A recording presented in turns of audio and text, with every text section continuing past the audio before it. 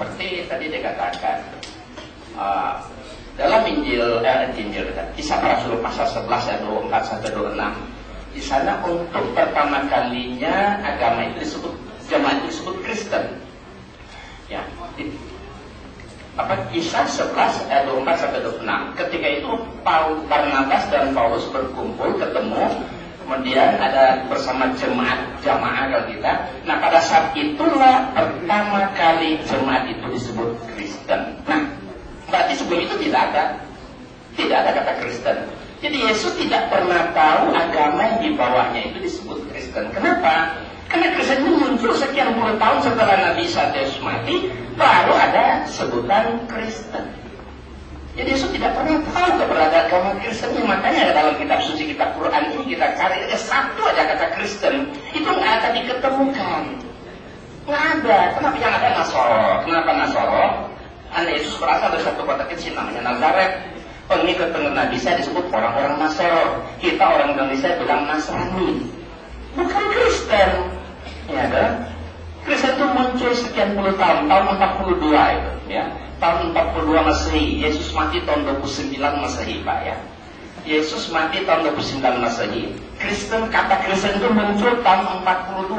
Yang menamakan itu Paulus kan Barnabas.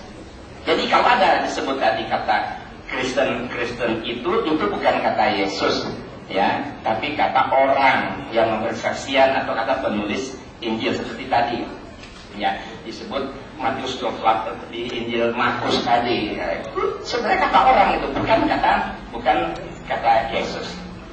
Kemudian ada yang menarik dia bilang tadi juga, ketika Yesus umur 13 sampai 30 kata beliau, itu tidak ada, Yesus tidak keluar. Bagaimana seorang nabi tidak keluar ngumpet saja selama 17 tahun? Ini kan sesuatu yang naif sekali. Ya kan, kalau dia bersembunyi selama 17 tahun, kan dia mati umur 33. Kalau umur 33 dia meninggal, 17 tahun tidak keluar seperti yang beliau bilang tadi, berarti ada firman yang hilang. Orang bisa mengatakan Yesus itu firman yang hidup. Berarti ada firman yang hilang.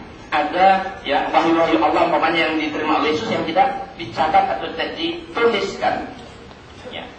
Karena Yesus tidak keluar selama katanya 17 tahun, dari umur 33 sampai 30.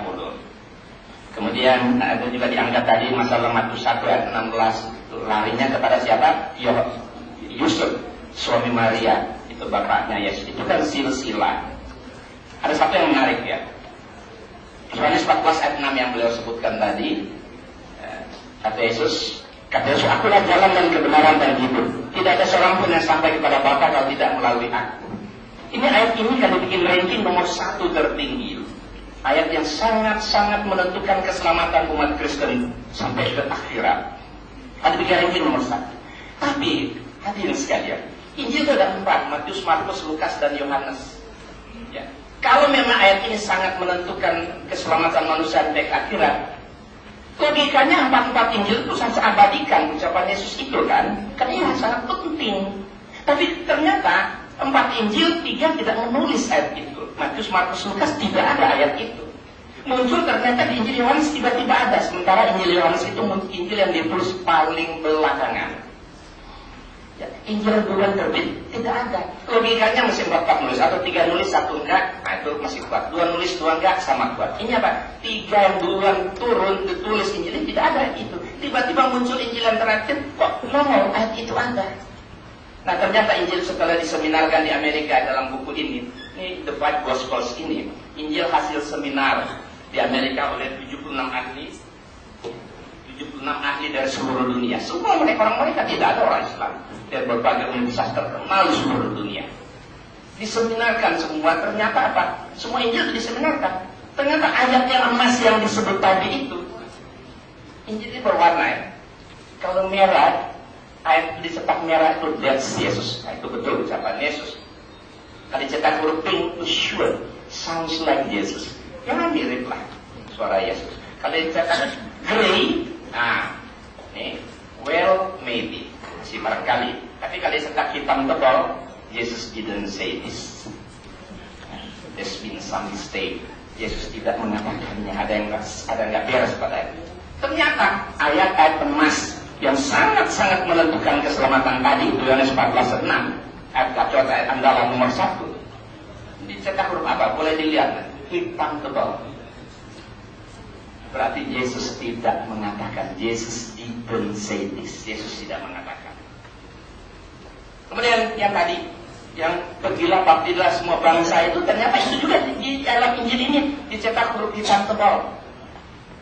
Artinya Yesus tidak menyuruh melakukan kristenisasi, membaptis semua bangsa, tidak. Tidak dikatakan oleh Yesus karena ini dicetak huruf hitam tebal. Jesus didn't say this. There's been some mistake. There's been some mistake, itu ada yang salah, ada yang beres. Kenapa? Karena mereka memasukkan ayat Trinitas dalam mulut Yesus. Ya, pergilah jadikanlah semua bangsa muridku dan baptislah mereka dalam nama Bapa dan Anak dan Roh Kudus. Itu kan ayatnya kan tadi kan?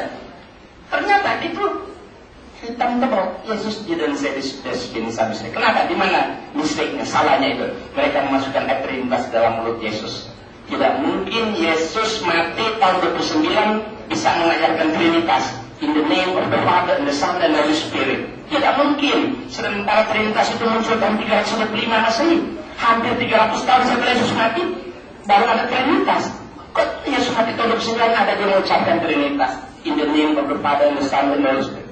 You are to go and make followers of all peoples. You are to baptize them in the name of the Father and the Son and the Holy Spirit. Pergilah seluruhnya, ya. Waktu baptislah mereka dalam nama Bapa dan Anak dan Roh Kudus. Ternyata di sini dianggap Yesus tidak mengatakan tadi. Yesus tidak menyuruh melakukan kristenisasi. Ya, ini satu bukti bahwa Al-Quran itu betul. Kenapa? Karena Al-Quran mengatakan Nabi Isa Rasul hanya untuk Bani Israel saja. Ya kan? Al-Quran mengatakan Nabi Isa Rasul untuk Bani Israel. Jadi tidak mungkin Nabi Isa diutus untuk seluruh dunia. Ibarat semua nabi itu nabi-nabi lokal. Dan Adam sampai Nabi Isa itu nabi lokal. Ya, jadi hanya diutus untuk kaumnya saja. Nah, bahkan Rasulullah diutus sebagai penutup para nabi, khataman nabiyyin. Wa ma arsalnaka illa rahmatan lil alamin.